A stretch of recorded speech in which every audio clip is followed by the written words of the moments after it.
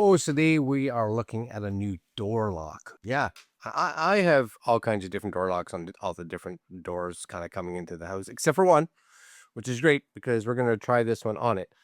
Um, but what's cool about this is this is from DESLOC, and this is a D110 plus fingerprint deadbolt with Wi-Fi. I like the fact of the fingerprint because a lot of the ones we have, you have to punch in a code. And if I come to the doors, first world problems, I know. You come to the door and you got arms full of it, and you're just like, okay, hold on, right? So now I can just, again, it's the little things, right? The little things that make me happy. Anyways, visual display for convenience, peace of mind, safe and intelligent DESLOC app, robust range system, so powered by 4 AA batteries.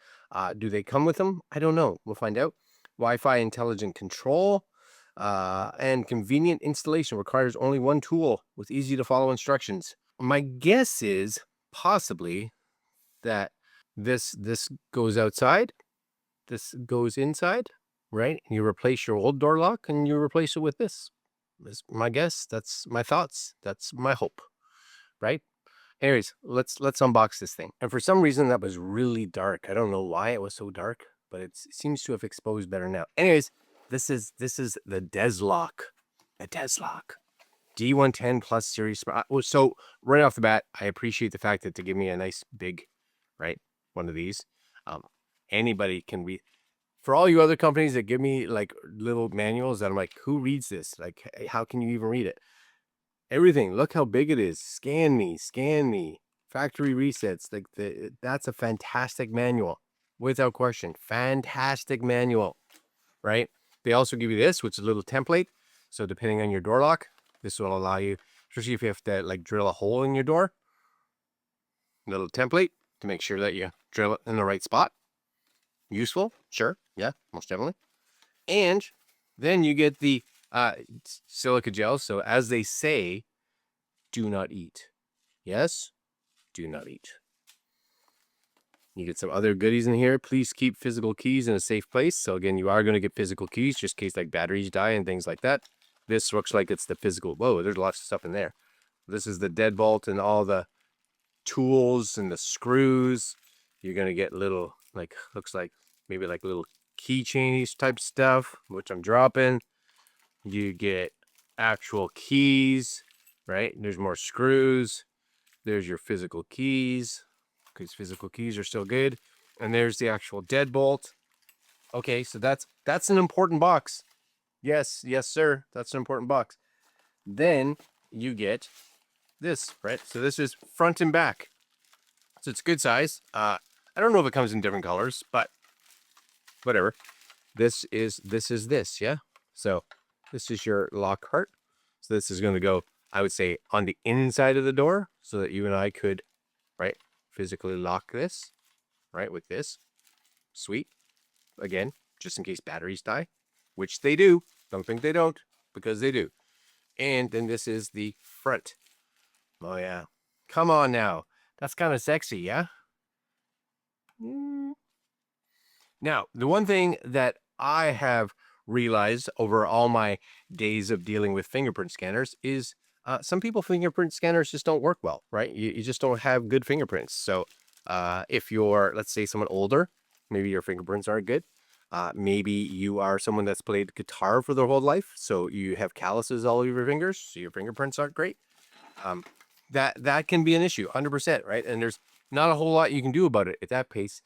So if you're someone that has, let's say, an iPhone, an Android phone that has a fingerprint scanner on it, and that fingerprint scanner gives you issues, maybe not something that you want to deal with, because it's not necessarily the item's fault, but the fact that your fingerprints just aren't dominant enough. Anyways, I'm going to go install this, and then I'll let you know after. I'm not going to show you the installation because I just want to see how well it works. That's what's important. All right, stay tuned. I'll be right back. Okay, so we have got the door lock installed. It's there. It's good. It's functioning. It's doing everything it needs to. Not that difficult if you're good at installing things like door locks. But I will have to say, the app itself, I was always a little concerned about, am I going to take this apart, find some button to get it to actually do, go into Bluetooth pairing or anything like that. Nope. Once it's there and it's powered on and it all seems to be doing its job, ran the app. The app found it right away and it went through the first steps to set up a first user. So basically, it does exactly what it needs to do. So I'll kind of give you just a little tour of the actual app itself, because I think that's probably the most important part. We'll just bring up my brightness here just to make sure you guys can see that. So the app that it uses is the DESLOC app. So you can see it right here. So there it is. The D10 Plus shows the door is locked. That's nice. So basically inside this, of course, you are going to have an account so you can do things like your device display order, app permissions. If you want to set this up to work with like Alexa or Google Home, you can. You have this one here, which is basically all the stats that has gone through, right? It was locked, it was unlocked, it was locked, it was unlocked, it was locked, all the times. Now, if you're someone like me that has like an Apple Watch or something like that for notifications, and you have a door lock that's busy, you may want to turn that off. I don't know, because last night when we were playing with it and everybody in the house was playing with it, of course, my watch was just like ding, ding, ding. Not that that's going to be normally what's happening, but you just realize you can't turn that notification off if you don't want that. And of course, we have the device itself.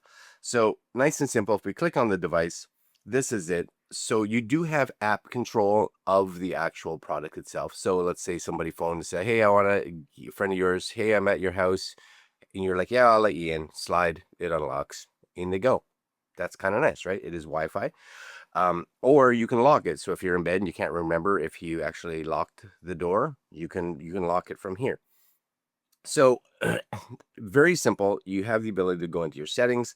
So you'll have things like passage mode, vacation mode, auto lock.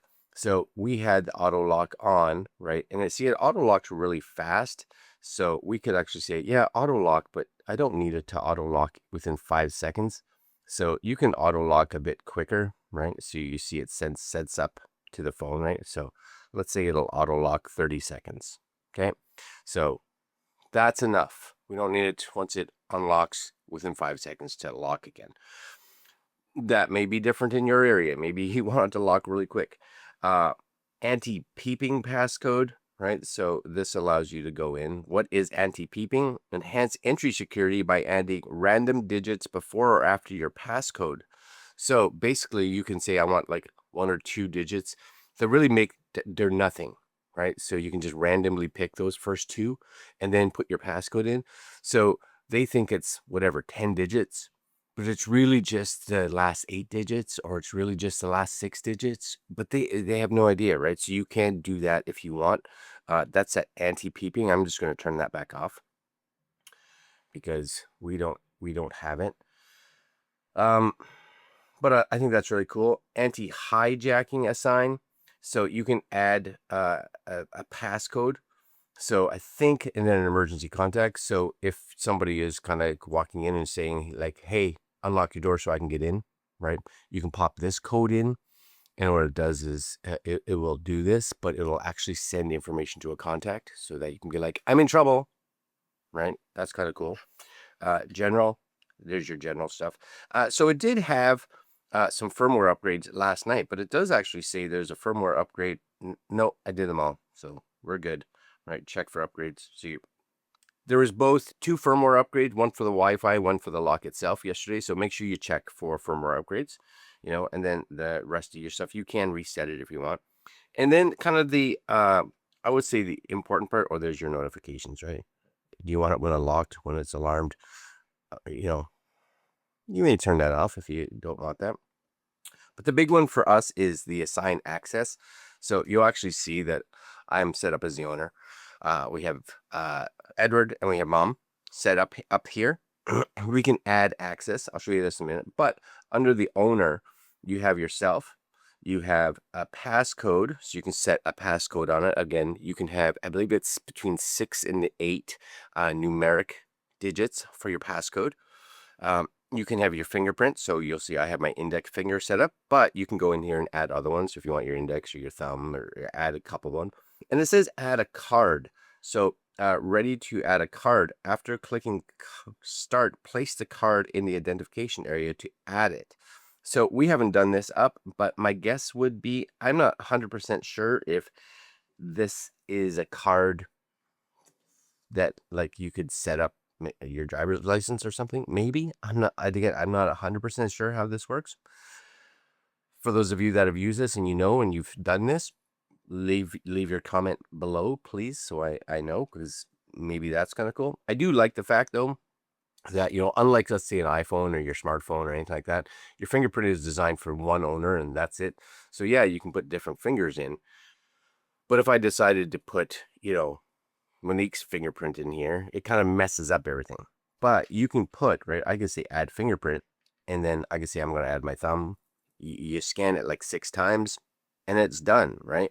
And then if you want to create like an ad, right, add access, you can say always, scheduled, or one time. So if you just have somebody coming over like to visit, put their name in.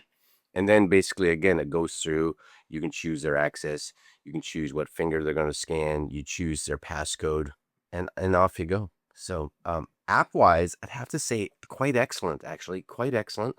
Again, it connected to the device instantly.